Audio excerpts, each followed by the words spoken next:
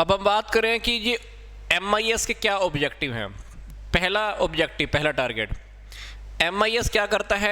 Data इकट्ठा करता है, कैप्चर करता है। वो हमारे इंटरनल सोर्सेज भी हो सकते हैं, एक्सटर्नल सोर्सेज भी होते हैं ऑर्गेनाइजेशन के। ये मैनुअल भी हो सकते हैं या कंप्यूटर टर्मिनल के थ्रू भी हो सकते हैं। फिर इसके ऊपर हम क्या करते हैं, जो भी डेटा हमारे पास आता है उन डेटा के हम क्या करते हैं, हम उसके ऊपर काम करते हैं, प्रोसेस करते हैं। वो प्रोसेसिंग कैलकुलेशन की फॉर्म में, शॉर्टिंग की फॉर्म में, क्लासिफाइंग की फॉर्म में या समराइजिंग फॉर्म में भी हो सकता है। फिर उस डेटा को हम स्टोरेज भी करते हैं। MI स्टोरेज द प्रोसेस और unprocessed data for the future use, ताकि उस डेटा को हम फ्यूचर के लिए यूज़ कर पाएँ। ठीक है, कभी कभी कुछ ऐसा होता है कि कुछ डेटा हमको इमीडिएटली यूज़ होता है और कुछ डेटा हमको फ्यूचर में चाहिए, तो उसको हम यूज़ कर लेते हैं, स्टोरेज कर लेते हैं। रिट्राइवल ऑफ डेटा, एक बार डाटा जब आपका स्टोरेज हो जाता है तो स्टोरेज होने के बाद जब भी आपको उस डेटा की ज़रूरत होती है तो आप उसको एक्सेस भी कर सकते हैं, रिट्राइव भी कर सकते हैं। जैसे एक घर में आपका पैसा पड़ा होता है ना, आपने पैसा इकट्ठा किया किया किया, जब ज़रूरत होती है तो आप उसको क्या करते हो, रिट्राइव करते हो, एक्सेस करते हो, उस गुल्लक में से या उस पेटी में से या उस जगह से पैसे को बाहर निकालते हो, तो वैसे ही रिट्राइव करना। फिर डिसमेंटेनेशन ऑफ इंफॉर्मेशन, अगर हमको लगता है कि इंफॉर्मेशन अभी प्रोसेस्ड होगी which is finished product the MIS, it is a user in the organisation, it is a predictor online through the computer terminal, तो उसको बाद उसको हम यूज़ करने की बात करें। आगे देख लेते हैं इसका टॉपिक बड़ी। अब आगे जो टॉपिक हमारा शुरू हो रहा है, ये टॉपिक हमारा बहुत इंपॉर्टेंट है, बहुत इजी है और इसी के ऊपर हमारा सब्जेक्ट भी था ये ई-कॉमर्स का। बट ई-कॉमर्स से पहले हमारी छोटी छोटी बातें थी जो हम स्टडी कर रहे थे अब तक। इन्फॉर्मेशन क्या होती है, इंटरनेट क्या होता है, टेक्नोलॉजी क्या होती है, TPS क्या होता है ना। अब हमारा मेन टॉपिक स्टार्ट हो गया, दैट इज़ ई-कॉमर्स। ई-कॉमर्स के बाद एक M-कॉमर्स भी आएगा, ई-गवर्नेंस का टॉपिक भी आएगा। बहुत ईजी है ये। देखो, कॉमर्स मतलब क्या, पहले कॉमर्स की डेफिनेशन देख लेना। कॉमर्स की डेफिनेशन देख लोगे ना तो ई कॉमर्स का मतलब समझना बहुत इजी हो जाएगा। कॉमर्स मतलब क्या, प्रोडक्ट या सर्विसेज को खरीदना या बेचना। कॉमर्स की डेफिनेशन इन्होंने पहले दी हुई है। कॉमर्स का मतलब क्या, कॉमर्स को इन्होंने डिफाइन किया हुआ है, exchange of buying and selling of commodity on a large scale involving transportation from place to place when all this is done electronically. अगर यही सारा का सारा काम हम इलेक्ट्रॉनिक माध्यम से करते हैं तो उसको हम क्या बोलते हैं, ई कॉमर्स। कॉमर्स का मतलब क्या था, हम गुड्स को सेल परचेज करने का काम कर रहे हैं, ट्रांसपोर्टेशन भी इसके अंदर आ जाता है। लार्ज स्केल पर हम ट्रांसपोर्टेशन करते हैं जिसमें हम गुड्स को एक जगह से दूसरी जगह पर पहुंचाने हैं। वो जगह पास भी हो सकती है, दूर भी हो सकती है, दैट इज कॉमर्स। अब यही काम जब हम इलेक्ट्रॉनिक मीडियम के थ्रू करते हैं तो वो क्या बन गया, ई कॉमर्स। तो ई कॉमर्स क्या है, ई कॉमर्स का मतलब है इलेक्ट्रॉनिक कॉमर्स। ये एक आज का बहुत बढ़ता हुआ कॉन्सेप्ट है जिसमें हम बाइंग, सेलिंग, एक्सचेंज करना, प्रोडक्ट को, सर्विसेज को, इंफॉर्मेशन को कैसे करते हैं, कंप्यूटर नेटवर्क के थ्रू, जिसमें कंप्यूटर भी होता है, इंटरनेट हो सकता है, मोबाइल हो सकता है या हमारा लैपटॉप हो सकता है, व्हाटएवर कुछ भी हो सकता है। तो ई कॉमर्स एक पार्ट है किसका, ई बिजनेस का। ई कॉमर्स क्या है, एक ई बिजनेस का पार्ट है। ई कॉमर्स के अंदर हम काफ़ी सारी इंफॉर्मेशन को यूज़ करते हैं, कम्युनिकेशन टेक्नोलॉजी को यूज़ करते हैं, इलेक्ट्रॉनिक फंड ट्रांसफ़र को यूज़ करते हैं, ताकि कस्टमर्स और ऑर्गेनाइजेशन के बीच में या ऑर्गेनाइजेशन से कस्टमर के बीच में, कस्टमर से कस्टमर के बीच में हम डीलिंग कर पाएँ। क्योंकि कभी कभी तो कुछ डीलिंग होती हैं बिजनेस टू बिजनेस, कुछ डीलिंग होती है बिजनेस टू बिजनेस, कुछ डीलिंग होती है बिजनेस टू कस्टमर, कुछ डीलिंग होती है कस्टमर टू कस्टमर। तो ये सारे काम हमारे करने बहुत इजी हो जाते हैं, पर इसके अंदर हमारे पास सारा इलेक्ट्रॉनिक थ्रू होना चाहिए। कहता है कि इंटरनेट की सक्सेस की वजह से ई कॉमर्स के अंदर अब हम शॉपिंग भी हमारी ऑनलाइन होने लगी है, वर्ल्ड वाइड वेब को भी यूज़ करने लगे हैं, तो इसके थ्रू हमारा काम बहुत आसान हो गया है, वेबसाइट्स के थ्रू। तो अगर आपको एयरलाइन या ट्रैवल टिकट बुक करनी है, बैंकिंग सर्विसेज लेनी है, books, clothing, computer, hardware, software and other electronic, flowers and gifts are some popular product and the services that can be purchased online. इन सारी चीज़ों को आजकल हम ऑनलाइन सेल परचेज कर सकते हैं। तो e businesses have establish their business models and around selling their product and services. आजकल जो भी बिजनेस हैं वो इलेक्ट्रॉनिक माध्यम से अपने प्रोडक्ट या सर्विसेज को सेल करने का काम कर रहे हैं। इससे क्या हो रहा है, एक तो हमारा टाइम सेव हो रहा है और एक हमारी कॉस्ट सेव हो रही है। पहले क्या होता था, पहले ट्रांसपोर्टेशन की कॉस्ट ज़्यादा आती थी और वो भी पता नहीं होता था उसके बाद भी हमारा गुड्स सेल होगा नहीं होगा। अब क्या है, जिसको भी प्रोडक्ट चाहिए होता है ऑनलाइन ऑर्डर दे देता है और वहाँ से ऑर्डर को हम क्या करते हैं, डिस्पैच कर देते हैं। तो ऐसा तो मार्केटिंग के काम है, चाहे रिटेलिंग के काम है, चाहे बैंकिंग के काम है, चाहे इंश्योरेंस के काम है, चाहे गवर्नमेंट के काम है, आजकल सारे के सारे काम हमारे ऑनलाइन या ई कॉमर्स के थ्रू होने लगे हैं। अब वो चाहे ट्रेनिंग है, चाहे ऑनलाइन पब्लिशिंग है, ट्रैवल एजेंसीज हैं, ये सारे के सारे हमारे काम क्या होने लगे हैं, ऑनलाइन होने लगे हैं। तो कहता है कि जो ई कॉमर्स रियलिटी में जो बिगिन हुआ था, स्टार्ट हुआ था, ये हुआ था 1980 में। तो ये हमारा कौन कौन सा एरिया कवर करता है। अब बात करते हैं कि ई कॉमर्स के अंदर कौन कौन सी चीज़ें आप बाय कर सकते हो। Physical goods such as books, music tracks digital form में होती हैं। सर्विसेज अगर आपको लेनी है, कोई भी मान लो आपको कोई भी लेक्चर परचेज करना है या कोई सॉफ्टवेयर परचेज करना है, तो सर्विसेज को भी आप परचेज कर सकते हो। तो वो चीज़ें फिजिकल फॉर्म में भी हो सकती हैं, डिजिटल फॉर्म में भी हो सकती हैं। आपको एंटरटेनमेंट करने के लिए टिकट्स बाय करनी है या हॉलीडे स्पेंड करने के लिए आपको होटल बुक करने हैं या कहीं पर रेस्टोरेंट के अंदर कुछ खाना खाना है, तो ये सारे काम भी आप बहुत आसानी से कर सकते हो। तो इलेक्ट्रॉनिक कॉमर्स क्या है, is often misunderstood to limited the buying and selling of goods. कहता है कि ई कॉमर्स को अधिकतर ना हम गलत समझते हैं, हमको लगता है कि सिर्फ इसमें बाइंग और सेलिंग आता है सर्विसेज या गुड्स की इंटरनेट के थ्रू। कहता है कि actually commerce solution are a lot more than just the handling of the business transaction and the fund transfer. कहते हैं कि इसके अंदर सिर्फ गुड्स को सेल परचेज करना और फंड ट्रांसफर करने की बात ही नहीं आती है। आजकल इसके अंदर हम काफ़ी सारी चीज़ें और भी करने लगे हैं, तो वो सारे के सारे काम भी कहीं ना कहीं ई कॉमर्स के अंदर आने लगे हैं। तो आजकल ई कॉमर्स की हेल्प से हम कंपटीशन के ऊपर भी जीत हासिल करने लगे हैं। काफ़ी सारे प्रोजेक्ट हैं जो और भी हम पूरे करने लगे हैं।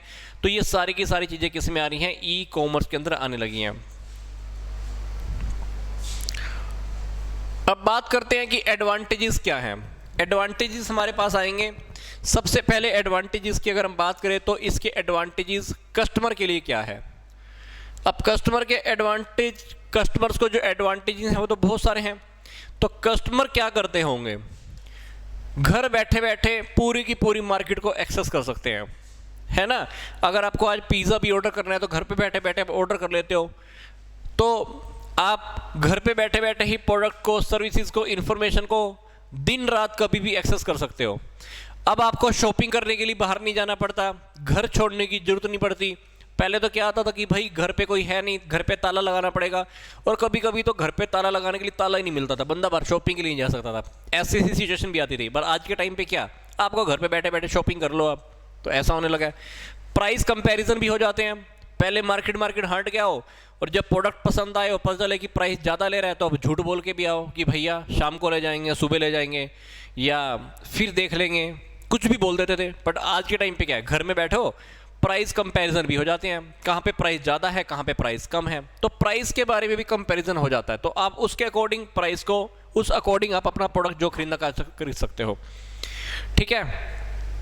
तो आप प्रोडक्ट के बारे में काफ़ी सारी इन्फॉर्मेशन भी ले सकते हो, प्रोडक्ट को यूज़ कैसे करना है, ये सारी बातें भी आपको मिल जाती हैं। क्योंकि आजकल आपको पता है कि काफ़ी सारे प्रोडक्ट जो भी आते हैं मार्केट के अंदर, उनके ट्यूटोरियल भी आ जाते हैं कि इस प्रोडक्ट को यूज़ कैसे करना है, एक्सेस कैसे करना है। तो ये सारी बातें भी आपको मिल जाती हैं। फिर आपको पूरा का पूरा उनका डिटेल मिल जाता है, डिस्क्रिप्शन डिटेल, है ना, कि प्रोडक्ट कितने टाइम आप यूज़ कर सकते हो, कैसे यूज़ करना है, प्रोडक्ट की रेटिंग के बारे में पता चल जाता है, प्रोडक्ट कितने लोग यूज़ कर रहे हैं, उनके व्यूज़ प्रोडक्ट के बारे में क्या है। तो कस्टमर को काफ़ी सारे बेनिफिट हो जाते हैं। Integrate with the social network and the promote social sharing and the users community. अब बात करें कि सोसाइटी को क्या एडवांटेजेस होते हैं। प्रोवाइडेड सर्विसेज मोर, हमको जो भी सर्विसेज मिलती है ना, वो पहले से ज़्यादा सुलभ सी हो गई, आसान सी हो गई हैं। तो सोसाइटी को भी बहुत आसानी हो गई है। मेडिकल की सर्विसेज हैं, लाइसेंस हैं, या कोई भी और टिपिकल सर्विसेज हैं, तो ये सारे की सारी बातें हमको आजकल, हमें एजुकेशन की हैं, पब्लिक सर्विस से, गवर्नमेंट की, ये सारी हमको ऑनलाइन मिलने लगी हैं। लोगों का जीवन जीने का तरीका भी बढ़ गया है। प्रमोटिंग ऑनलाइन एक्टिविटी, तो ई कॉमर्स क्या करता है, इन्वायरमेंट क्रिएट करता है काम का, शॉपिंग का, ट्रेडिंग का, transaction from A fraud distance, thus it will reduce the population pollution, accident and the travelling. तो इसकी वजह से कहीं ना कहीं हमारा ट्रैवलिंग के अंदर भीड़ कम होती है, पोल्यूशन के अंदर भी कम होता है, और कहीं ना कहीं हमारे जो खर्चे होते हैं वो भी कम होते हैं, एक्सीडेंट भी कम होते हैं। पहले सोच के देखो, सारे के सारे पूरी पब्लिक, मान लो पूरी की पूरी पब्लिक भी आज के टाइम पर मान लो ट्रैवलिंग पे निकल जाए, एजुकेशन के मामले में, किसी काम के मामले में, सोच के देखो रोड पे कितना खड़ा होएगा।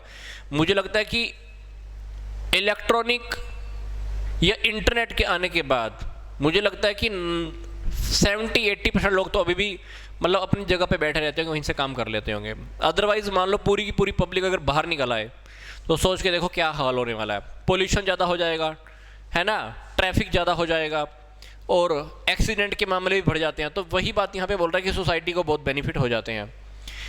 फिर पुअर कंट्रीज़ को तो बेनिफिट होते ही हैं। अब कहता है कि ई कॉमर्स से एक बिजनेस ऑर्गेनाइजेशन को क्या फ़ायदे होते हैं। ई कॉमर्स की हेल्प से हमारी जो इन्वेंट्री मैनेजमेंट की जो कॉस्ट है वो कम होती है। फिर हम कंज्यूमर्स के ऊपर देख पाते हैं, कस्टमर्स के ऊपर निगरानी रख पाते हैं। मतलब आप जब एक बार भी कोई ऑनलाइन प्रोडक्ट परचेज करते हो ना, तो वो वेबसाइट पता क्या करती है, उससे रिलेटेड प्रोडक्ट ही बार बार आपके सामने लेकर आती है।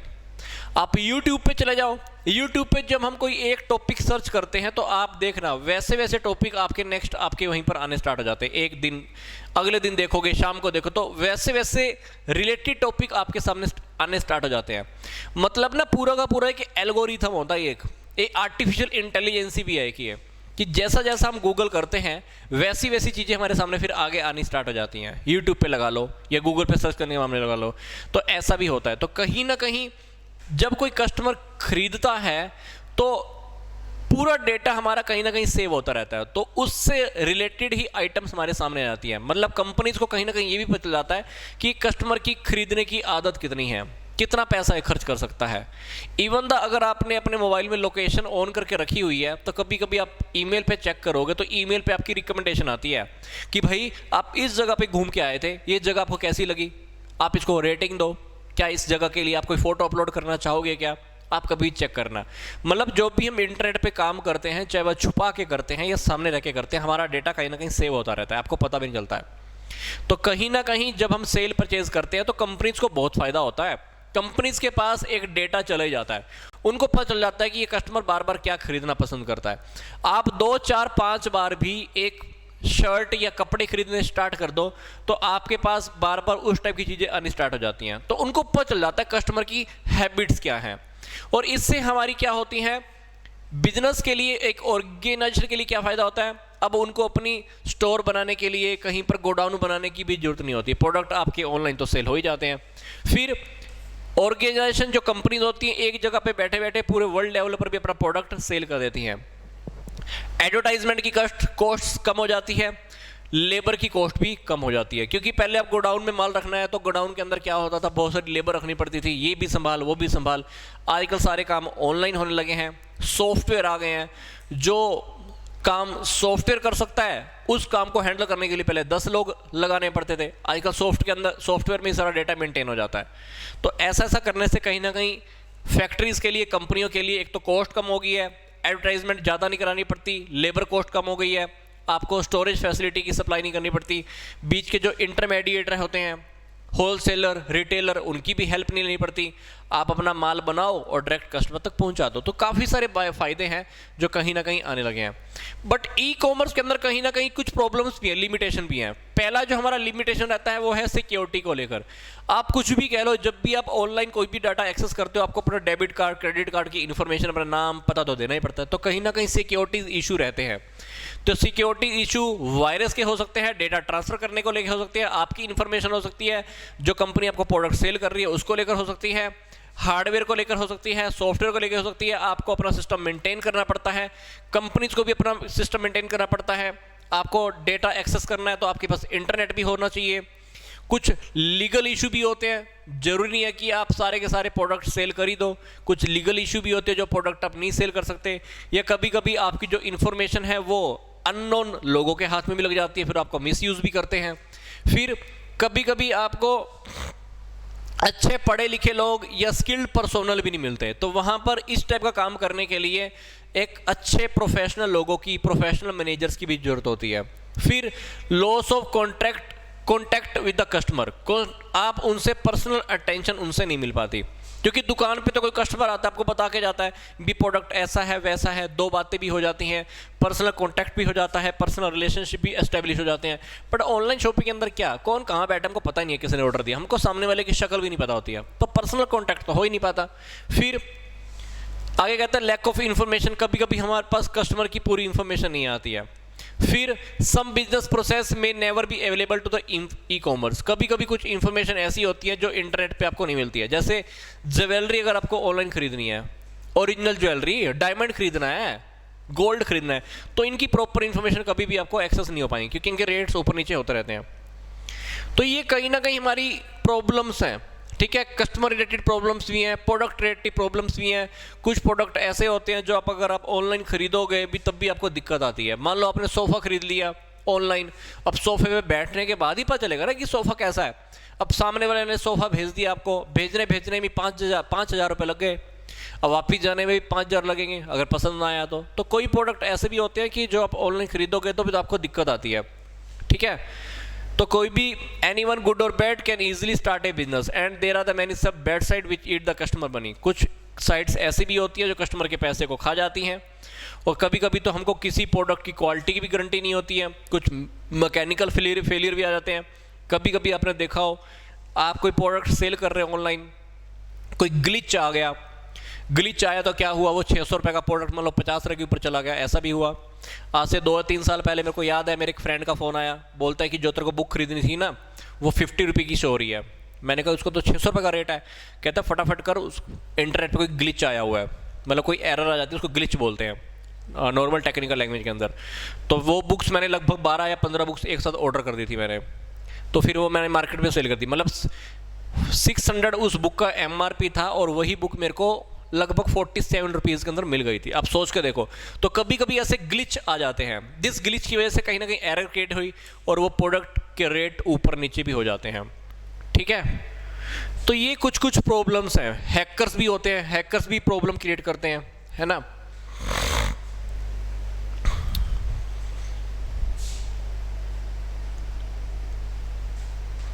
अभी ये टॉपिक जो है हमारा ये ई कॉमर्स का और वर्ल्ड वाइड वेब के साथ है, ये इसके साथ कनेक्ट है ये।